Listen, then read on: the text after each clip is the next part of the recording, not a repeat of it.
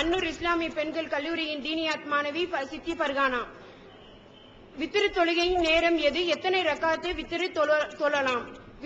வித்திரையும் தஹஜ்ஜுதையும் வேறுபடுத்தி தொழலாமா? இதை பத்தி டீடைலா சொல்லுங்க. அஸ்ஸலாமு அலைக்கும் ரஹ்மத்துல்லாஹி வபரகாத்துஹு. வித்திரு என்பதை ஒரு ரக்காத் தொழலாம், 3 தொழலாம். வித்திருங்கிற அர்த்தம் ஒத்தைன்ற அர்த்தம்ங்க. வித்திருங்கிற அரபி வார்த்தைக்கு 1, 3, 5, 7, 9, 11, 13, 15, 17, 19 அதான் ஒத்தங்கிறது. அதான் வித்திரு. 2, 4, 6, 8, 10 சௌஜும்பாங்க.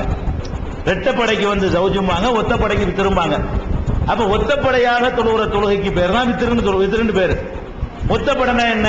மகரிபு ஒத்தை, ஒரு ரக்காத்து ஒத்தை, ஒரே ஒரு ரக்காத்து நீங்கள் வித்திரு தொழுகலாம். 3 ரக்காத்து ஒத்தை தான் அது, 3 ரக்காத்தும் தொழலாம்.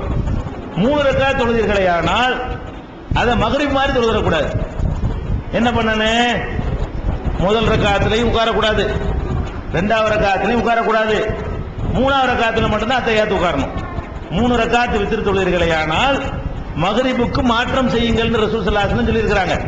அதனால என்ன பண்ணணும் கேட்டா, முதல் ரக்காத்துலையும் அத்தையாத்து ஓதாம எந்திரிச்சிடணும், 2வதுலையும் எந்திரிச்சிடணும், 3வதுலையும் எந்திரிச்சிடணும். அது மாதிரி செய்யணும். அதே மாதிரி 5 தொழுவலாம், 7 தொழுவலாம், 9 தொழுவலாம்.